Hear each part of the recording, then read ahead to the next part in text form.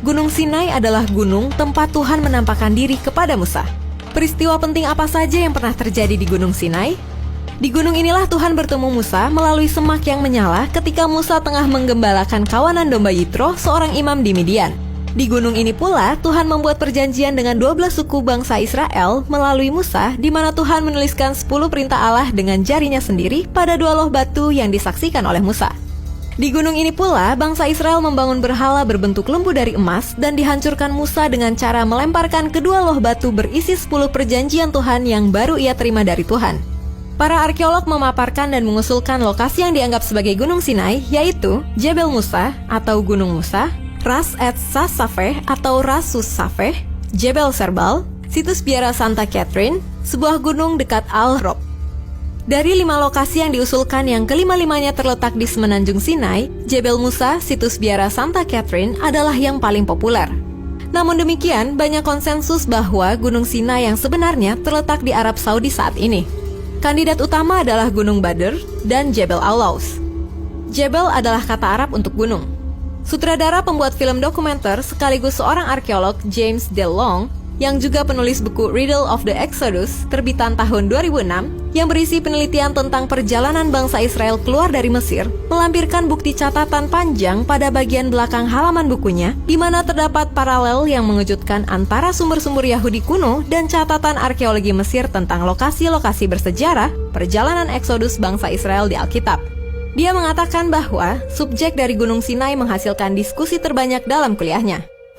Long mengatakan bahwa proses menemukan lokasi Gunung Sinai tidak lepas dari keharusan untuk memahami teks Taurat.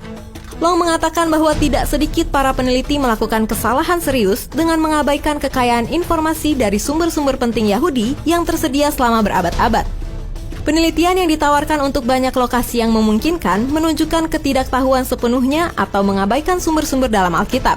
Ini disampaikan Long dalam sebuah ceramahnya yang berjudul Where the Real Mount Sinai is Not. Untuk menjadi pesaing yang kredibel dalam penemuannya, Long menegaskan bahwa sebuah situs harus memiliki 6 karakteristik penting. 2 yang pertama adalah bahwa perlu ada hamparan tanah yang cukup besar untuk menampung jutaan orang dan persediaan air untuk menopang banyak orang itu. Di manakah lokasi Gunung Sinai? Menurut Keluaran 19 ayat 1, bangsa Israel tiba di padang gurun Sinai pada hari pertama bulan ketiga. Bandingkan dengan bilangan 33 ayat 3 yang mengungkapkan bahwa bangsa Israel berangkat dari Mesir pada hari ke-15 bulan pertama. Itu perjalanan 45 hari.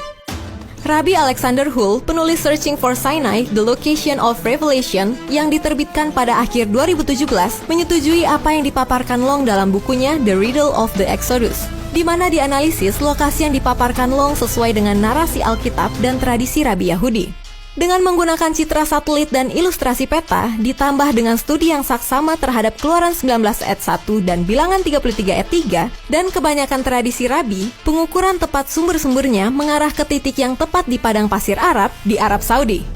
Gunung-gunung kecil yang sederhana yang terdapat di sana memiliki semua karakteristik sebagai Gunung Sinai yang dimaksud di Alkitab. Ditemukan bahwa banyak karakteristik lain yang ditunjukkan oleh tradisi Rabi yang juga cocok dengan gunung, termasuk pengukuran yang tepat. Penelitian beberapa jalur deduksi lain berdasarkan pada ayat kunci dalam kitab Keluaran dan tradisi Rabi, ditemukan bahwa semua jalur penelitian menuju ke gunung yang sama, sehingga disimpulkan bahwa nama gunung itu tidak lain adalah Jebel Harp, atau dengan kata lain Gunung Horeb, nama yang diberikan untuk Gunung Sinai ketika Tuhan menemui Musa melalui semak yang menyala.